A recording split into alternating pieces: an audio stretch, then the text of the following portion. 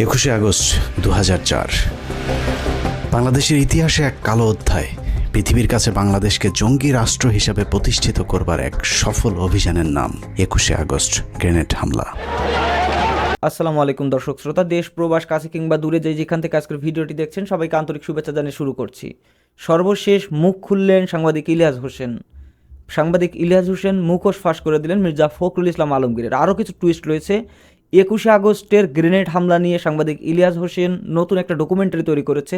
তিনি সবসময় ন্যায়ের পক্ষে কথা বলেন, সত্যের পক্ষে কথা বলেন। আজকের এই ভিডিওটি খুবই ইনফরমেটিভ হতে চলেছে এবং ভিডিওটি দেখলে সত্যিকার অর্থে আপনি মুগ্ধ হবেন এবং কিছু টুইস্ট রয়েছে ভিডিওতে।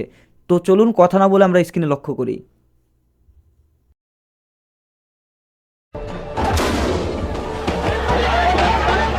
একুশে আগস্ট 2004 বাংলাদেশের ইতিহাসে এক কালো অধ্যায়।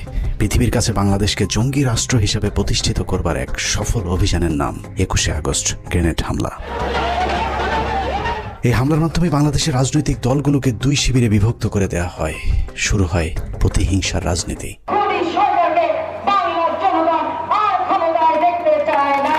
বাংলাদেশের রাজনীতিতে বিভাজনের সীমারেখা টেনে দিয়ে কার লাভ আর কার ক্ষতি সেই হিসেব করলেই বেরিয়ে যাবে কারা ঘটিয়েছিল নৃশংসতম সেই হত্যাকাণ্ডের ঘটনা। 2004 সালের 21শে আগস্ট আওয়ামী লীগের জনসভায় গ্রেনেড হামলায় মোট 24 জন নিহত হয়। নিহতের পর বাংলাদেশের কিছু গণমাধ্যম এবং আওয়ামী লীগের অভিযোগ যদি সত্যি হয় তাহলে বিষয়টা ঠিক এরকম দাঁড়ায়। যখন আমি গাড়িতে উঠছি তখন গাড়িতে গুলি, ওরা কোনোভাবেই যাতে স্কেপ করতে না পারে। শেখ হাসিনা এবং কিছু গণমাধ্যমের বক্তব্য অনুযায়ী আওয়ামী লীগকে নেতৃত্ব শূন্য করতে চালানো হয়েছিল এই হামলা।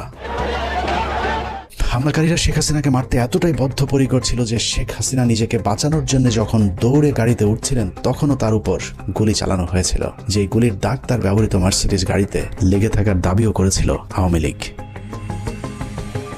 ভাগ্যক্রমে হাসিনাকে মারতে না পারলেও হাসিনার লোকজনের উপর চরম নির্যাতন চালানো হয়েছিল, এমনকি লাশ নিতেও নাকি বাধা দিয়েছিল তৎকালীন বিএনপি জামায়াত জোট সরকার।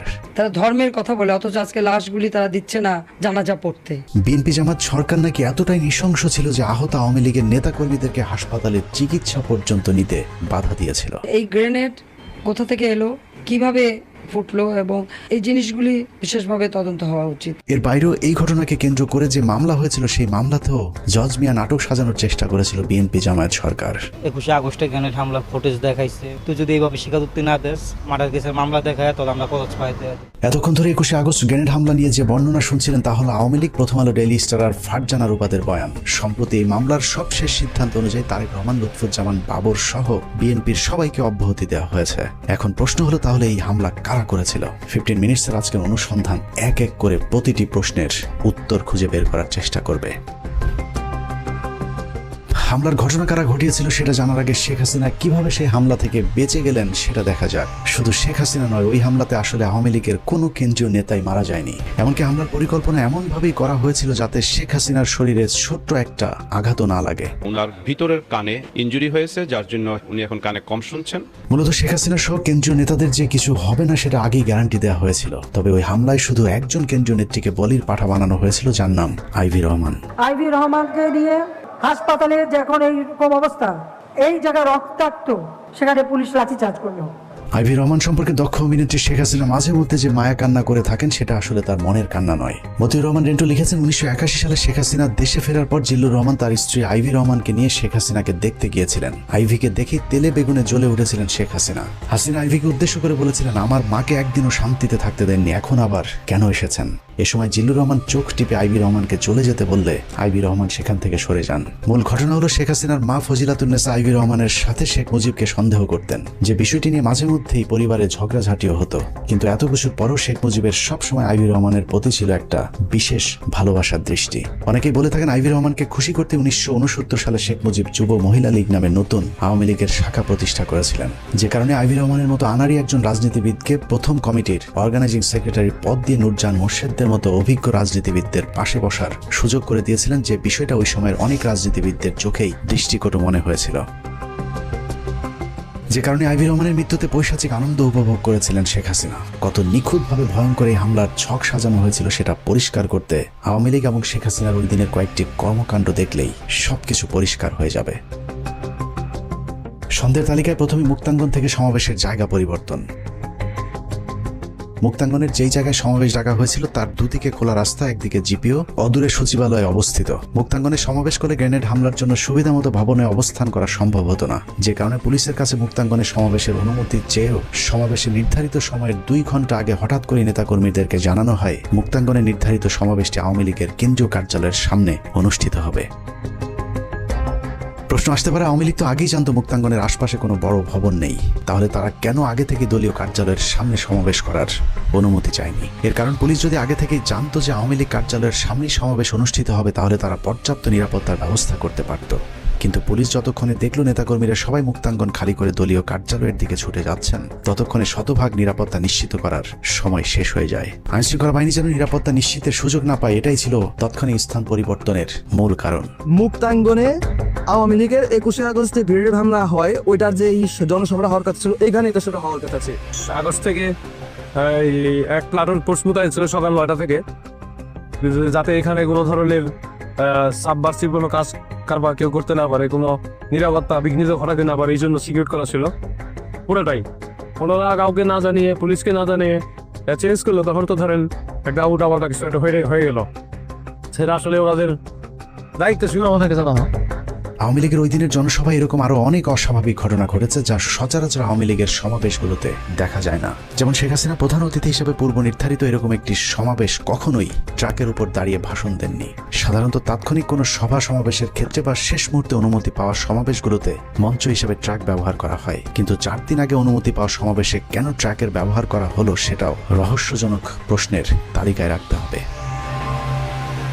বিভ্রান্তি তৈরি করতে আওয়ামী লীগ অনেক সময় দাবি করে থাকে তাদেরকে সমাবেশের অনুমতি না দেওয়ার কারণেই নাকি শেষ মুহূর্তে ট্রাকের উপর মঞ্চ তৈরি করতে বাধ্য হয়েছিল, কিন্তু আমাদের অনুসন্ধান বলছে অন্য কথা।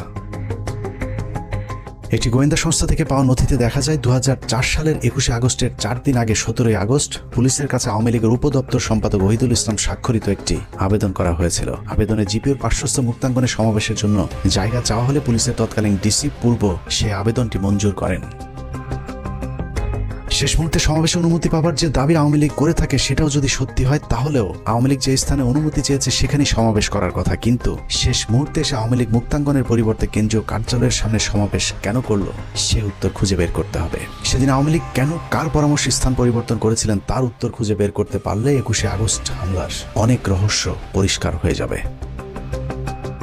সমাবেশের আরেকটি অস্বাভাবিক ঘটনা হলো শেখ হাসিনার বক্তব্যের সময় ঘেঁষাঘেঁষি করে তার আশপাশের নেতাদের দাঁড়ানোর ধরন। আওয়ামী লীগের বেশ কয়েকজন কেন্দ্রীয় নেতা শেখ হাসিনাকে এমনভাবে ঘিরে ধরেছিলেন যেন কোনো একটি হামলা থেকে বাঁচানোর জন্যই চেষ্টা করা হচ্ছিল তাকে। সূত্র জানিয়েছে, বক্তব্য শুরুর আগে শেখ হাসিনাই নাকি সবাইকে ডেকে ডেকে তার পাশে এসে বসার অনুরোধ করছিলেন। একই বিষয়ে আওয়ামী লীগের তৎকালীন প্রেসিডিয়াম সদস্য মহিউদ্দিন খান আলমগীর তার জবানবন্দিতেও উল্লেখ করেছেন। অথচ সাধারণত সভা সমাবেশগুলোতে শেখ হাসিনার সাথে কেন্দ্রীয় নেতাদের কিছুটা দূরত্ব বজায় রেখে দাঁড়াতে দেখা যায়। সাধারণত শেখ হাসিনা প্রধান অতিথি হিসেবে বক্তব্যের শুরুতে সবসময় তার পূর্বপুরুষের ইতিহাস সহ 15ই আগস্ট, এমনকি 4 জাতীয় নেতার হত্যাকাণ্ডের সব ইতিহাস তুলে ধরে স্বজন হারানোর কি ব্যথা তা বোঝানোর চেষ্টা করে থাকেন। কিন্তু 21শে আগস্ট সমাবেশে শেখ হাসিনার বক্তব্যটি ছিল স্মরণকালের সবচেয়ে সংক্ষিপ্ত একটি বক্তব্য। 18 থেকে 20 মিনিটের একটি বক্তব্য পেশ করার আগে শেখ হাসিনা যে ভাষণ দিয়েছিলেন তা ছিল খুবই অগোছালো, এবং তার শারীরিক ভাষা দেখে মনে হচ্ছিল কিছু একটার জন্য তিনি অপেক্ষা করছিলেন। মজার বিষয় হলো, গ্রেনেড হামলাকারী এতটাই হাসিনার প্রতি অনুগত যে গ্রেনেড ছুড়ে মারার আগে শেখ হাসিনার পুরো বক্তব্য শেষ করার সুযোগ দিয়েছিলেন। অথচ সাধারণত এই ধরনের হামলাগুলো বক্তব্যের মাঝামাঝি ঘটে থাকে। শেখ হাসিনার বক্তব্যের পর যে হামলা চালানো হলো তার আঘাতে প্রাণ গেল 24 জনের, অথচ কি অবাক, একজন কেন্দ্রীয় নেতাও মারা যায়নি এত বড় হামলার ঘটনায়। প্রশিক্ষণপ্রাপ্ত হামলাকারী প্রায় ডজনখানি গ্রেনেড ছুড়ে মারলেও একটি গ্রেনেডও তার ট্রাকের উপরে ছুটতে পারেননি। পুলিশের তদন্তে মোট 11টি বিস্ফোরণের চিত্র দেখানো হয়েছে। আমাদের হাতে আসা পুলিশের আকাশে এই ম্যাপে দেখা যায় সমাবেশে ব্যবহৃত ঢাকা মেট্রো ট 11-30-98 নম্বরের ট্রাকটির আশেপাশে মোট 11টি বিস্ফোরণের ঘটনা ঘটেছিল। পুলিশের ওই প্রতিবেদনের প্রতিটি জায়গায় যতবার গ্রেনেড শব্দটি লেখা হয়েছে ততবার গ্রেনেডের পাশে বোমা শব্দটি ব্যবহার করা হয়েছে। গ্রেনেড শব্দটি লিখতে গিয়ে কেন বারবার তদন্ত সংস্থাগুলো বোমা শব্দটি ব্যবহার করেছেন সেটা একটু দেখা যাক। 21 আগস্টকে গ্রেনেড হামলা বলা হলেও এটা শুধুই গ্রেনেড হামলা কিনা সেটা নিয়ে প্রশ্ন রয়েছে। 2টি গ্রেনেড অকেজো থাকার কথা নয়। 2004 সালের 21শে আগস্টের সবচেয়ে আলোচিত ভিডিওগুলোর বেশিরভাগ ধারণ করেছিল বেসরকারি টেলিভিশন এনটিভির ক্যামেরা পার্সন। এনটিভি থেকে প্রাপ্ত ভিডিওতে দেখা যায় শেখ হাসিনার বক্তব্যের পরপর যে দুটি বিস্ফোরণ হয়েছিল, সেই বিস্ফোরণের পর কালো ধোঁয়ায় অন্ধকার হয়ে যায় সবকিছু। তবে লক্ষণীয় বিষয় হলো প্রথম দুটি বিস্ফোরণের পর সবাইকে ছুটোছুটি করতে দেখা গেছে, কিন্তু কাউকে আহত হতে দেখা যায়নি। পরের বিস্ফোরণগুলোতে কোনো ধোঁয়া না থাকলেও হতাহতের ঘটনা ঘটেছে। 2004 সালের গ্রেনেড হামলা মামলার সাক্ষী হিসেবে আদালতে মূল বক্তব্য উপস্থাপন করেছেন আওয়ামী লীগের তৎকালীন প্রেসিডিয়াম সদস্য মহিউদ্দিন খান আলমগীর। 161 ধারায় তার দেওয়া বক্তব্যে তিনি বলেছেন, নেত্রীর বক্তব্যের শেষে জয় বাংলা জয় বঙ্গবন্ধু বলার সাথে সাথে ট্রাক থেকে নেমে বেশ কিছুটা দূরে হেঁটে গিয়ে তার নিজের গাড়িতে উঠেছিলেন। মজার বিষয় হলো শেখ হাসিনা যখন গাড়িতে উঠছিলেন ওই সময়টুকু হামলাকারীরা আর একটি গ্রেনেডও ছুড়ে মারেনি। তবে আওয়ামী লীগের দাবি ওই সময়টুকু গ্রেনেড না ছুড়লেও বন্দুক দিয়ে গুলি চালানো হয়েছিল, কিন্তু আবারও ব্যর্থ প্রশিক্ষণপ্রাপ্ত হামলাকারীরা। আওয়ামী লীগের দাবি শেখ হাসিনাকে মারার জন্য হামলাকারীরা ডজন খানেক গুলি করলেও শেখ হাসিনার গায়ে একটিও লাগেনি। তাদের এই নাটক বিশ্বাসযোগ্য করে তুলতে শেখ হাসিনার গাড়ির সামনে পেছনে বেশ কয়েকটি গুলির দাগ বসানো হয়েছিল, যা ছিল আওয়ামী লীগের মহানাটকের অংশ।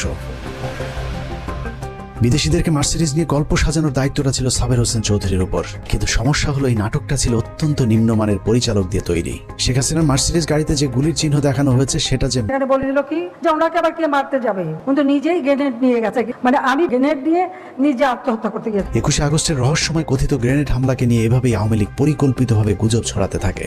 সরকারকে তদন্তে সহযোগিতার পরিবর্তে শেখ হাসিনা এবং তার ষড়যন্ত্রের অংশীদার কয়েকজন সাংবাদিক শুরু করে অবিশ্বাস্য মিথ্যাচার। যারা করেছে তারা দেশের শত্রু, জাতির শত্রু, জনগণের শত্রু। সেই শত্রু যদি যেই হোক তাকে আমরা স্পেয়ার করব না। এটা জাতির দুর্ঘটনা। যারা ওগুলো বিষয়বস্তুকে নিয়ে আসছে বর্তমান সংকটকে অন্যদিকে প্রবাহিত করার জন্য, আমরা আশা করব সেন্টিমেন্টের বশবর্তী হয়ে কথা না বললে প্রকৃত যারা অপরাধী তাদেরকে ধরার ব্যাপারে তারা যেন সহযোগিতা করে, ঘটনার প্রকৃত আসামি ধরা পড়ুক এবং তারা আমাদেরকে সহযোগিতা করে। ওনার প্রাথমিক রিপোর্ট পাওয়ার পরে যদি প্রয়োজন হয় সাহায্য নিতে হবে। আওয়ামী লীগের পক্ষ থেকে বলা হয়েছিল তৎকালীন বিএনপি সরকার নাকি আওয়ামী লীগের আহত কর্মীদেরকে চিকিৎসা দিতেও বাধা দিয়েছিলেন। প্রধানমন্ত্রী বেগম খালেদা জিয়া হাসপাতালের আইসিইউতে আইভি রহমান ও তারেক সিদ্দিকীকে দেখতে যান। বাস্তবতা হলো প্রধানমন্ত্রী খালেদা জিয়া গ্রেনেড হামলার পর নিজে হাসপাতালে গিয়ে আহতদের চিকিৎসার খোঁজ খবর নিয়েছিল এবং খালেদা জিয়া হাসপাতালগুলোকে নির্দেশ দিয়েছিলেন সর্বোচ্চ চিকিৎসা সেবার নিশ্চিত করবার। সরকারের বিরুদ্ধে অভিযোগ করা হয়েছিল নিহতদের লাশ নাকি পরিবারকে নিতে দেওয়া হচ্ছিল না। তারা আবার ইসলামের কথা বলে, অথচ আজকে লাশগুলি তারা দিচ্ছে না জানাজা পড়তে। বাস্তবতা হলো মরদেহের ময়নাতদন্ত শেষে সরকারি ব্যবস্থাপনাতে লাশ প্রতিটি পরিবারের কাছে পৌঁছে দেওয়ার ব্যবস্থা করেছিল তৎকালীন বিএনপি জামায়াত জোট সরকার। বিভিন্ন গণমাধ্যমে বলা হয়েছিল ঘটনার পর তড়িঘড়ি করে গ্রেনেডগুলো ধ্বংস করে দেওয়া হয়। এক্ষেত্রে নাকি আদালতের কোনো অনুমতিও নেওয়া হয়নি। মজার বিষয় হলো নির্বোধ এসব সাংবাদিকদের এতটুকু জ্ঞান নেই যে এ ধরনের বিপজ্জনক বিস্ফোরক ধ্বংসে কখনোই আদালতের আদেশের জন্য অপেক্ষা করতে হয় না। যে কোনো ধরনের বিস্ফোরক দ্রব্য পাওয়া গেলে আইনশৃঙ্খলা বাহিনীর প্রথম কাজ হলো তার নমুনা সংগ্রহ করে দ্রুত সেটা ধ্বংস করে ফেলা। এই ঘটনার ক্ষেত্রে একই কাজ করা হয়েছিল। এতক্ষণের যুক্তিতর্কে বাংলাদেশের চীনকে বললাম যে কোনো মুহূর্তে যে কোনো ঘটনা ঘটে যেতে পারে। বললেন যে এত ভয় পেলে রাজনীতি হবে না। এত ভয় পেলে কি রাজনীতি হয়? হেসে বললেন আমাকে। মেয়র হানিফের ছেলে সাইদ খোকন শেখ হাসিনাকে সেদিন যত তথ্য জানিয়েছিলেন তার মধ্যে সবচেয়ে গুরুত্বপূর্ণ তথ্য হলো শেখ হাসিনার উপর হামলার জন্য যে টিমকে দায়িত্ব দেওয়া হয়েছিল সেই টিমটি কোনো এক জায়গা থেকে এরই মধ্যে ঢাকায় পৌঁছে গিয়েছেন। সম্ভাব্য হামলা চূড়ান্ত হয়েছে। সূত্র মতে হামলাকারী ঢাকার ভেতরে চলে এসেছে। সুনির্দিষ্টভাবে হামলাকারী ঢাকায় পৌঁছে গিয়েছে বলার পরেও শেখ হাসিনা সেদিন গুরুত্ব দেয়নি, কারণ শেখ হাসিনার পারিবারিকভাবে ঘনিষ্ঠ সহযোদ্ধা হানিফের চাইতো বিশ্বস্ত কারো কথায় আগে থেকেই আশ্বস্ত হয়েছিলেন শেখ হাসিনা। শেখ হাসিনার বিশ্বস্ত সেই হাত শেখ হাসিনার সাথে বেইমানি করেনি। গ্রেনেডের আঘাতে সেদিন 24 জন মানুষের জীবন গেলেও শেখ হাসিনার গায়ে একটি গ্রেনেডও আঘাত করেনি। আওয়ামী লীগের তথ্য অনুযায়ী শেখ হাসিনাকে সব মিলিয়ে অন্তত 20 বার মারার চেষ্টা করা হয়েছে। বারবার আশপাশের লোকজন মরে, কিন্তু ভাগ্যক্রমে শেখ হাসিনা বরাবরই বেঁচে যায়। রাজনীতি করতে গিয়ে মৃত্যুর মুখে পড়তে হয়েছে শেখ হাসিনাকে। ভাগ্যক্রমে শেখ হাসিনার বারবার বেঁচে যাওয়ার শুরুটা হয় 1988 সালের 24শে জানুয়ারি চট্টগ্রামের লালদিঘি ময়দানে হামলার মধ্য দিয়ে। 8 দলীয় জোটের কর্মসূচিতে পুলিশ এবং বিডিআর এর গুলিতে 7 জন নিহত হয়, কিন্তু শেখ হাসিনার গায়ে একটি গুলির টোকাও লাগেনি। 111 সরকারের সময় শেখ সেলিমকে জিজ্ঞাসাবাদ করলে শেখ সেলিম স্বীকার করেন নিজের জনপ্রিয়তা বৃদ্ধি করতে এরশাদের সাথে গোপন ষড়যন্ত্র করেছিলেন শেখ হাসিনা। 1986 সালে শেখ হাসিনার নির্বাচনে অংশগ্রহণ থেকে শুরু করে 1990 সাল পর্যন্ত এরশাদের সাথে শেখ হাসিনার বিভিন্ন গোপন ষড়যন্ত্র ফাঁস করে দেন শেখ সেলিম। আমাদেরকে হিসাব দিয়েছেন 2 কোটি টাকা।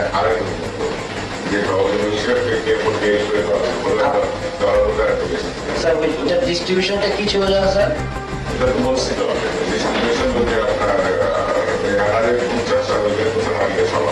পরের বছর 1989 কেন্দ্রে ভোট দিতে গেলে তার উপর সন্ত্রাসীরা গুলি চালায়। সেখানে বোমার বিস্ফোরণও ঘটানো হয়, কিন্তু শেখ হাসিনা সেখানেও অক্ষত ছিলেন। 1994 সালের 20 সেপ্টেম্বর ঈশ্বরদী রেল স্টেশনে শেখ হাসিনাকে বহনকারী রেলগাড়িতে কথিত গুলির ঘটনা ঘটে। সেখানেও শেখ হাসিনাকে মারতে পারেনি হামলাকারীরা। 1995 সালের 7 ডিসেম্বর রাসেল স্কয়ারের পাশে সমাবেশে ভাষণ দেওয়ার সময় আরেক দফা গুলি এবং বোমার ঘটনা ঘটে, কিন্তু শেখ হাসিনার ড্যাশও ছিঁড়তে পারেনি হামলাকারীরা। 2003 সালে যে স্থানে গ্রেনেড হামলা চালানো হয়েছিল, একই স্থানে 1996 সালের 7 মার্চ উপলক্ষে সমাবেশে শেখ হাসিনার বক্তৃতার ঠিক পরপর মাইক্রোবাস থেকে বোমা এবং এলোপাতারি গুলি চালানো হয়েছিল। এতে 20 জন আহত হয়, কিন্তু শেখ হাসিনার আশপাশে যারা ছিলেন তাদের আশপাশেও গুলি কিংবা বোমার চিহ্নও যায়নি। 1997 সালে প্রধানমন্ত্রী শেখ হাসিনা ও তার পুত্র কন্যা সহ 31 জনকে হত্যার জন্য পুরস্কার ঘোষণা করে ইমেল পাঠিয়েছিলেন সৈয়দ চৌধুরী নামে জনৈক এক ব্যবসায়ী। সেই ঘটনাকেও শেখ হাসিনাকে একটি হত্যা চেষ্টা বলে গণনা করে থাকেন আওয়ামী লীগ, যে বিষয়টি নিয়ে এখনো রাজনীতির আলোচনায় হাস্যরসের খোরাক যোগায়। 2000 সালের 23 জুলাই গোপালগঞ্জের কোটালীপাড়ায় জনসভাস্থলের কাছে 76 কেজি ওজনের বোমা পুঁতে রাখার গল্প সাজানো হয়েছিল। একই রকম বোমা পুঁতে রাখার গল্প 2001 সালের 29 মে খুলনার রূপসাতেও সাজানো হয়েছিল। এসব বোমা পুঁতে রাখার গল্প তৎকালীন প্রধানমন্ত্রী শেখ হাসিনার আইন শৃঙ্খলা বাহিনী ছাড়া আর কেউই। পাশের একটি বাড়িতে বোমার বিস্ফোরণ ঘটানো হয়। সেই ঘটনায় 2 জন নিরীহ মানুষের মৃত্যু হয়। এরপর 2002 সালের 4 মার্চ নওগাঁ, 2002 সালের সাতক্ষীরায় পরপর দুবার 2004, 2007, 11, 2014 এবং 2015 সালে শেখ হাসিনাকে মারার গাঁজাখুরি গল্প সাজিয়ে নিজেকে জনপ্রিয় করবার চেষ্টা চালায় শেখ হাসিনা। তবে বারবার চেষ্টা চালালেও শেখ হাসিনার সেই বিশ্বস্ত হামলাকারীরা যে তার কোনো ক্ষতি করবে না, সেই বিশ্বাস তার বরাবরই ছিল। যে কারণে সাইদ খোকনকে হাসিনা নির্ভয়ে বলেছিলেন, ভয় পাবার কিছু নেই। বললেন যে এত ভয় পেলে রাজনীতি হবে না, এত ভয় পেলে কি রাজনীতি হয়, হেসে বললেন আমাকে। অভয় দেয়া হলেও শেখ হাসিনার সেই রক্তের হোলি খেলায় প্রাণ গিয়েছিল 24 জনের। কিন্তু হামলাকারীদেরকে এমনভাবে প্রশিক্ষণ দেওয়া হয়েছিল যেন শেখ হাসিনার বিন্দু মাত্র কোনো ক্ষতি না হয়, যে বিষয়টি তৎকালীন গোয়েন্দা সংস্থার কর্মকর্তাদের তদন্তেও উঠে এসেছিল। 164 বলছে যে একটা গ্রেনেড যাতে ইয়েতে না পড়ে, মঞ্চে না পড়ে, মঞ্চে মানে ওই ট্রাকে না পড়ে। এবং আরো 2 জন যে আছে যারা মুকুল টুকুলের ওদের জয়ের লোক, তারাও বলছে যে কোন ক্রমে যাতে মঞ্চে যাতে একটা গ্রেনেড না পড়ে। এটা কিন্তু ওদের 3 জনের কথা। কার কার জবানবন্দিতে এটা বলছে? 3 জনই বলছে, জর্জ মিয়া বলছে, শফিক আর হলো রানা। 21 আগস্ট নিয়ে আওয়ামী লীগের আরেকটি মিথ্যাচার হলো বিএনপি সরকার নাকি কোনো মামলা, তদন্ত কিংবা আলামত জব্দের কোনো কাজই করেননি। বাস্তবতা হলো 21 আগস্টের ঘটনার ঠিক পরদিন খালেদা জিয়ার নির্দেশে একটি বিচার বিভাগীয় তদন্ত কমিশন গঠন করেছিল। বিচারপতি জয়নুল আবদিন কমিশনকে দায়িত্ব দেওয়া হয় মামলাটির তদন্তপূর্বক প্রতিবেদন দাখিলের। 1 মাস 10 দিনের অক্লান্ত পরিশ্রমে 162 পৃষ্ঠার যে প্রতিবেদন জয়নুল আবেদিন জমা দিয়েছিলেন, সেটি যদি ঠিকঠাক মতো অনুসরণ করা হয় তাহলে 21 আগস্ট গ্রেনেড হামলার মূল ঘটনা বেরিয়ে আসবে। দীর্ঘ সেই প্রতিবেদনের একটি পর্যায়ে বলা হয়েছে, কমিশনের সংগৃহীত তথ্য প্রমাণ সন্দেহাতীতভাবে ইঙ্গিত করে 2004 সালের 21 আগস্টের ভয়াবহ গ্রেনেড হামলার পেছনে একটি শক্তিশালী বিদেশি গোয়েন্দা সংস্থা জড়িত ছিল। শক্তিশালী বিদেশি গোয়েন্দা সংস্থার নাম আসতে ভারত আন্দাজ করতে পারে কি ঘটতে যাচ্ছে। তারপরেই শুরু হয় বিচারপতি জয়নুল আবদিনের উপর ভারতের অব্যাহত চাপ। দেশপ্রেমিক একজন বিচারকের দুর্নীতির মিথ্যা অভিযোগ, জীবনের হুমকি থেকে শুরু করে এমন কোনো মানসিক চাপ নেই যা তার বিরুদ্ধে প্রয়োগ করা হয়নি। ভারতের অব্যাহত চাপের পরেও 21 আগস্ট নিয়ে স্বচ্ছ তদন্ত চলতে থাকায় সব গোমর ফাঁস হয়ে যাবার আশঙ্কা দেখা দেয়। আর তাতেই প্রথম আলোকে মাঠে নামায় ভারত। ভারতকে বাঁচানো সেই লড়াইয়ে প্রথম আলো যা করেছে তার প্রতিটি পদক্ষেপ ছিল ভয়ঙ্কর দেশবিরোধী। 21 আগস্ট গ্রেনেড হামলা মামলার তদন্ত যেন কোনোভাবেই সঠিক পথে এগোতে না পারে, সেজন্য প্রথম আলো তাদের পরীক্ষিত জঙ্গি বিশেষজ্ঞ সাংবাদিক টিপু সুলতান এবং মহিউদ্দিনদেরকে মাঠে নামায়। 21 আগস্টের তদন্তকে প্রশ্নবিদ্ধ করতে প্রথম আলো মোহাম্মদ জালাল আহমেদ ওরফে জর্জ মিয়াকে ট্রাম্প কার্ড হিসেবে ব্যবহার করেছে। সেই ট্রাম্প কার্ডই বাংলাদেশকে হারিয়ে জয়ী হয়েছে প্রথম আলো আওয়ামী লীগ এবং তাদের ত্রাণকর্তা ভারত। প্রথম আলোর ওই ট্রাম্প কার্ডের উপর ভর করে বিএনপি, জামায়াত এবং সর্বোপরি বাংলাদেশের আলেম সমাজের উপরই গেল 15 বছর ধরে চলেছে নির্মম জুলুম, নির্যাতনার গণহত্যা। একটা গণমাধ্যম চাইলে কত ধ্বংসযজ্ঞ চালাতে পারে তার নিকৃষ্ট উদাহরণ 21শে আগস্টের গ্রেনেড হামলা নিয়ে প্রথম আলো যে খেলা করেছে সেটি। নিষ্ঠুর সেই খেলায় 19 জন নিষ্পাপ মানুষের ফাঁসি, 19 জনের যাবজ্জীবন। তৎকালীন স্বরাষ্ট্র প্রতিমন্ত্রী লুৎফুজ্জামান বাবর, তারেক রহমান, আব্দুল সালাম পিন্টু সহ গোয়েন্দা কর্মকর্তা মেজর জেনারেল রেজ্জাকুল হায়দার এবং মেজর জেনারেল আব্দুর রহিমকে নির্মম নির্যাতন করা হয়েছে। এর মধ্যে মেজর জেনারেল আব্দুর রহিমকে জেলখানায় হত্যার অভিযোগ করেছে তার পরিবার। আইসিইউতে ওনার ভেন্টিলেটর মেশিনে অক্সিজেন সাপ্লাই 2বার বন্ধ করা হয় এবং আমি মনে করি অনেক পরিকল্পিতভাবে হত্যা করা হয়েছিল, কারণ উনি রিকভারি করছিলেন। এবং এটার কারণ হিসেবে আমার যেটা মনে হয়, উনি দেশের গোয়েন্দা সংস্থার প্রধান ছিলেন। বাকিদের জীবন থেকেও কেড়ে নেওয়া হয়েছে স্বর্ণালী 15টি বছর। প্রথম আলো কিভাবে এই ধ্বংসযজ্ঞ চালিয়েছে সেটা চলুন একটু দেখা যাক। অনুসন্ধানের এই অংশটুকু অত্যন্ত গুরুত্বপূর্ণ।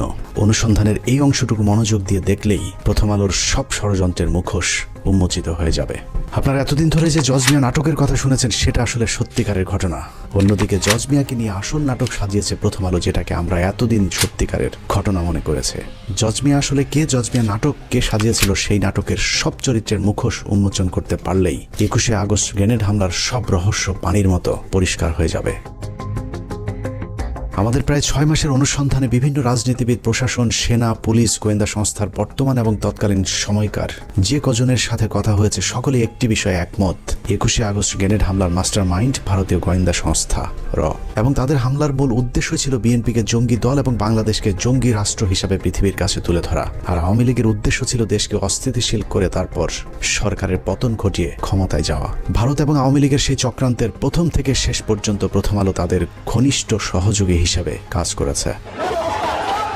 21শে আগস্টের পরদিন প্রথম আলো প্রথম পৃষ্ঠার একটি খবর ছিল জঙ্গি একাধিক সংগঠন গোয়েন্দাদের সন্দেহ তালিকার শীর্ষে। অথচ শুরুর দিকে কোনো ইসলামী দল কিংবা মাদ্রাসার আলেমদেরকে আটক তো দূরের কথা, কোনো গোয়েন্দা সংস্থাও এ ঘটনার সঙ্গে জঙ্গিদেরকে সন্দেহই করেনি। তবে চিহ্নিত 3 জন অপরাধীকে গ্রেফতার করেছিল আইন শৃঙ্খলা বাহিনী, যাদের বিরুদ্ধে 21শে আগস্ট গ্রেনেড হামলার জড়িত থাকার সুনির্দিষ্ট প্রমাণ পেয়েছিল তারা। আর তাতেই ভিত নড়ে ওঠে আওয়ামী লীগ এবং ভারতের। ভারত বুঝে গিয়েছিল এই তদন্ত যদি সঠিক পথে চলতে থাকে তাহলে সব পরিকল্পনা ভেস্তে যাবে, যে কারণে সর্বশক্তি নিয়ে মাঠে নামানো হয় প্রথম আলোকে। শুরু হয় বিগ বাজেটের এক ভয়ঙ্কর নাটক তৈরির কাজ।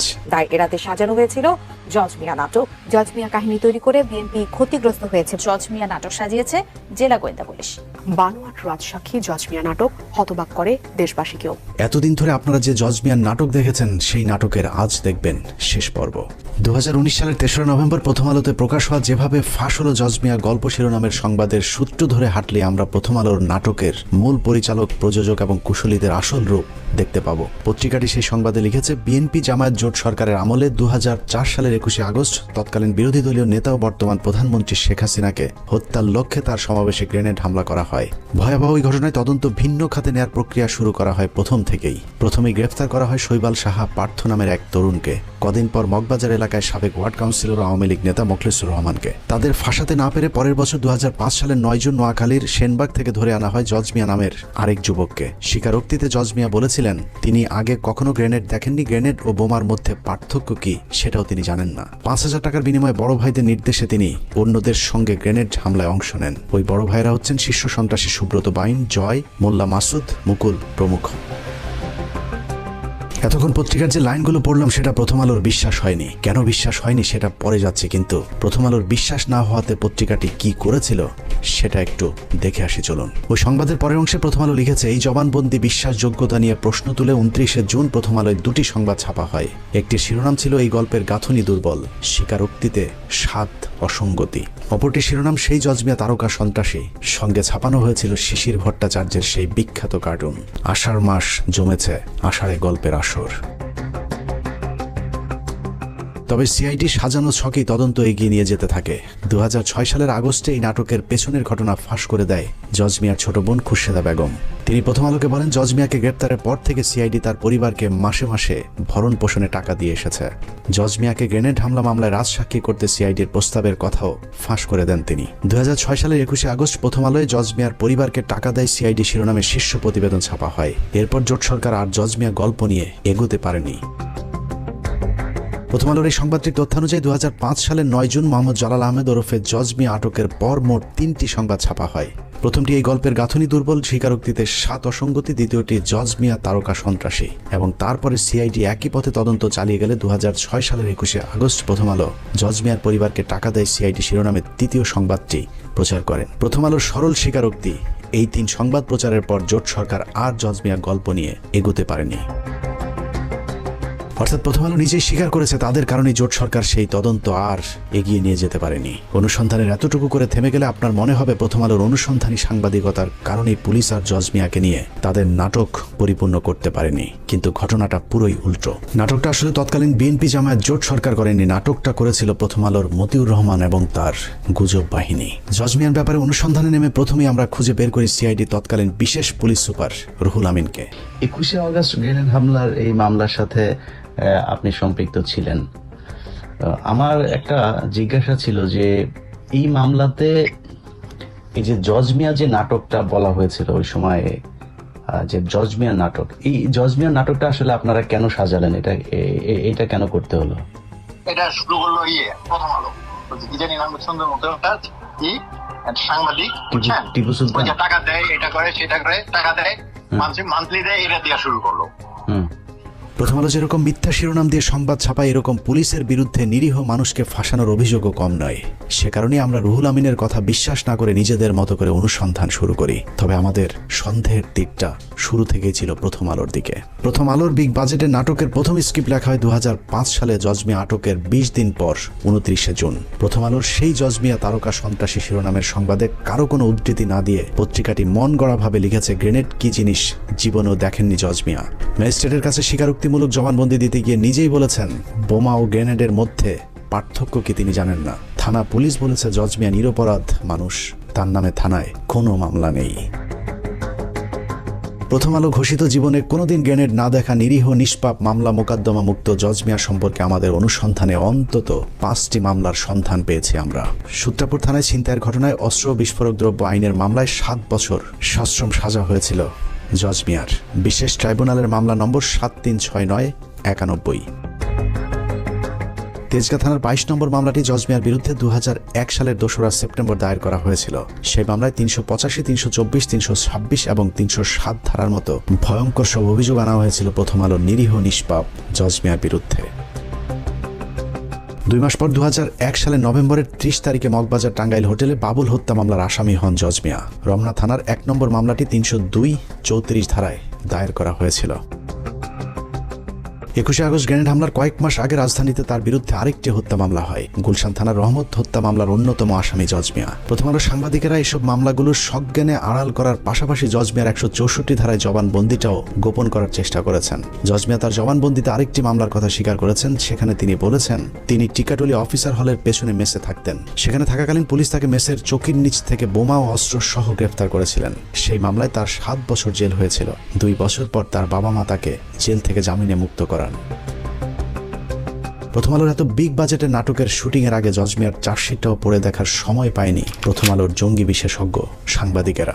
লম্বা সময় আর প্রথম আলোর মতো বিগ বাজেট নিয়ে অনুসন্ধান করলে জজ মিয়ার বিরুদ্ধে আরও মামলার খোঁজ পাওয়া সম্ভব। কারণ জজ মিয়ার আসল নাম মোহাম্মদ জালাল আহমেদ হলেও এক এক জায়গায় তিনি এক এক নাম ব্যবহার করতেন। অতএব তার ভিন্ন ভিন্ন নামে আরও অনেক মামলা থাকার সম্ভাবনা রয়েছে।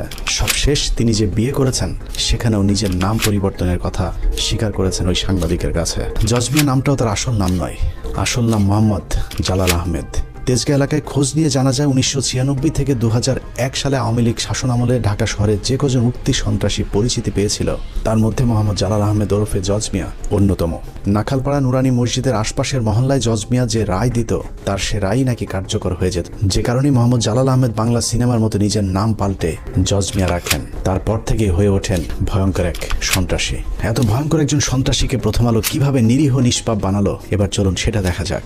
জজ মিয়ার মূল পেশা ছিল হত্যা, ছিনতাই, দখল, চাঁদাবাজি।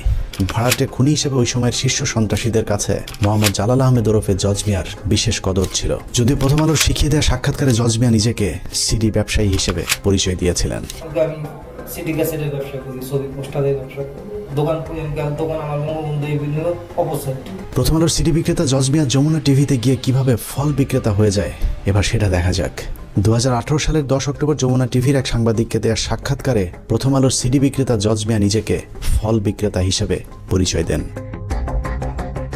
জজ মিয়ার আদালতে দেওয়া জবানবন্দিতে আবার নিজেকে গাড়ির চালক হিসেবে পরিচয় দিয়েছেন। গাড়ি চালক জজ মিয়া ওরফে প্রথম আলোর সিডি বিক্রেতা যমুনার টিভিতে গিয়ে যেভাবে পেশা পাল্টে ফল বিক্রেতা হয়েছেন, একইভাবে প্রথম আলোতে গিয়ে সিআইডি জজ মিয়ার পরিবারকে টাকা দেওয়ার দাবি করলেও যমুনা টিভিতে গিয়ে তিনি বলেছেন আওয়ামী লীগের নেতারাই তাকে আর্থিক সহায়তা দিত। এছাড়া যমুনা টিভিকে তার গ্রামের বাড়িতে খোঁজ নিয়েছে এবং সেখানে গিয়ে তার ব্যাপারে যার কাছে জানতে চেয়েছে সেই নাকি জজ মিয়াকে নিরীহ নিষ্পাপ দাবি করেছে। আমরাও জজ মিয়ার খোঁজে তার গ্রামের বাড়ি সেনবাগে গিয়েছিলাম। জজ মিয়া কেমন মানুষ ছিল সেটা বলা তো দূরের কথা, জজ মিয়া বেঁচে আছে নাকি মরে গেছে সেটাও জানে না তার গ্রামের মানুষ। রাগও জোয়ানো কিছু করো না, আগে আসে আবার পরে করোনা পরে গেছে। আসলে জজ মিয়া সম্পর্কে এলাকার মানুষের জানার কথাও না, কারণ জজ মিয়ার পুরো জীবনে হাতে গোনা কয়েকবার গ্রামের বাড়িতে গিয়েছিলেন। এলাকায় খোঁজ নিয়ে জানা যায় 21 আগস্টের গ্রেনেড হামলার পর লম্বা সময় জজ মিয়া নোয়াখালীর গ্রামের বাড়িতে ছিলেন। এতটা লম্বা সময় তাকে কখনোই গ্রামে গিয়ে থাকতে দেখা যায়নি। হতে পারে গ্রেনেড হামলা মামলার ঘটনায় পুলিশ যেন তাকে সন্দেহের তালিকায় না রাখে, সে কারণে দীর্ঘ সময় তিনি ওই সময় গ্রামের বাড়িতে গিয়ে গা ঢাকা দিয়েছিলেন।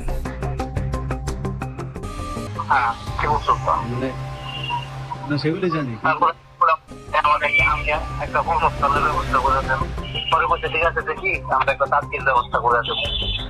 প্রথম আলো সাংবাদিক টিপু সুলতানি জজ মিয়াকে বিভিন্ন সাংবাদিকদের সাথে ইন্টারভিউ করে দেওয়ার ব্যবস্থা করতেন। ওইসব সাংবাদিকদের সাথে কি বলতে হবে সেটাও ঠিক করে দিতেন প্রথম আলোর জঙ্গি বিশেষজ্ঞ সাংবাদিক টিপু সুলতান। প্রথম আলোতে এমনিতে কে আপনার সাথে যোগাযোগ করতেন? প্রথম আলো আমি তার সাথে যোগাযোগ করতাম, আর কারোর সাথে কারো কাছে আমার টিপু ভাইয়ের সাথে সাংবাদিকের লোকে ইয়া করে দিত, তারা আমার সাক্ষাৎকার নিত। মানে টিপু ভাই আপনাকে সবার সাথে সাক্ষাৎ করাই দিত, তাই তো?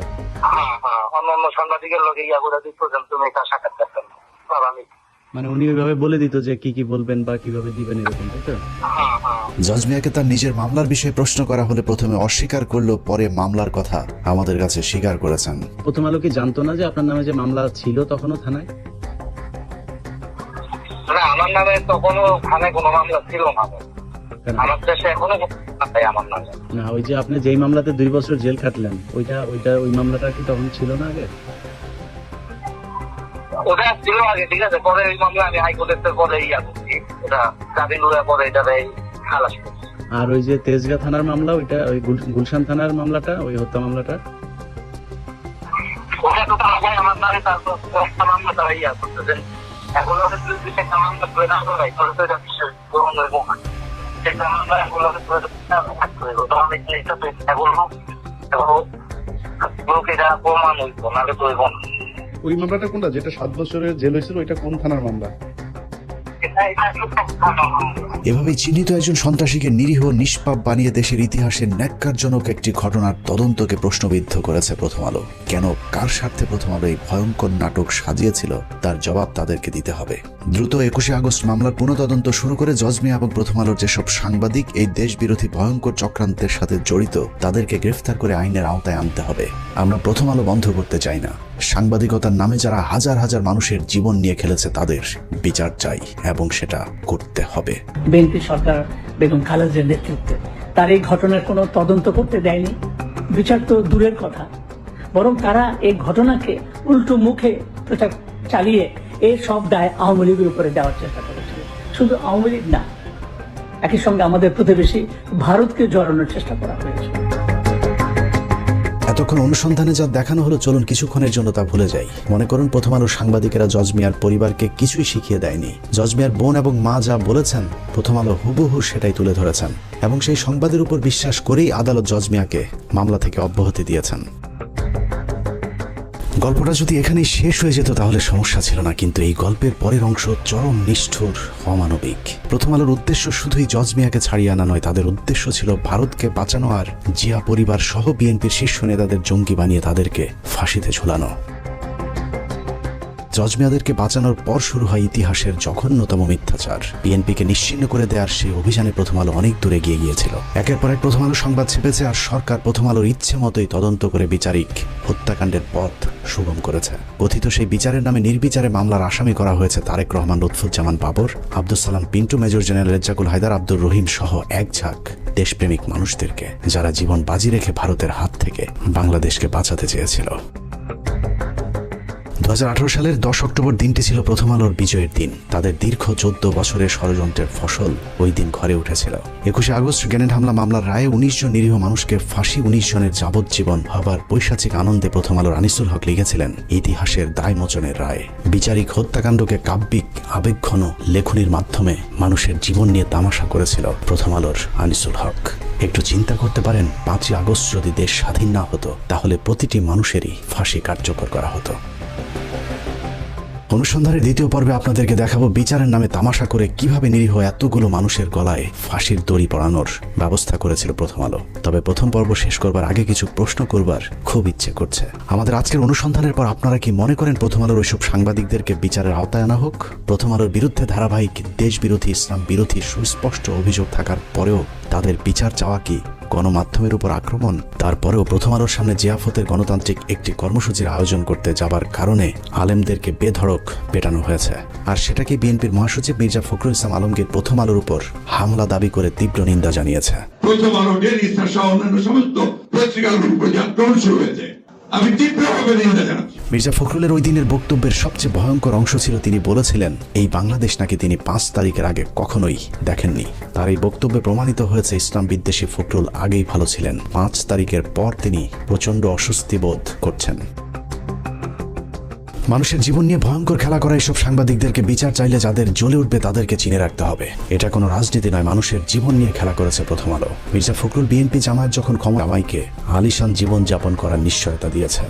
মির্জা ফখরুল সামনে বিএনপি ক্ষমতা এলে আবারও লুটপাট করবে, এটা চোখ বন্ধ করে বলে দিতে পারি। আবার যদি কখনো আওয়ামী লীগ ক্ষমতায় আসে তারপরেও ফখরুলের কিছুই হবে না, কারণ সেই পথটাও তিনি আগে ভাগেই খোলা রেখেছেন। শেখ মুজিবুর রহমানের যে মূর্তিটা ছিল সেই মূর্তিকে দড়ি বেঁধে টেনে হিঁচড়ে ফেলে দিই।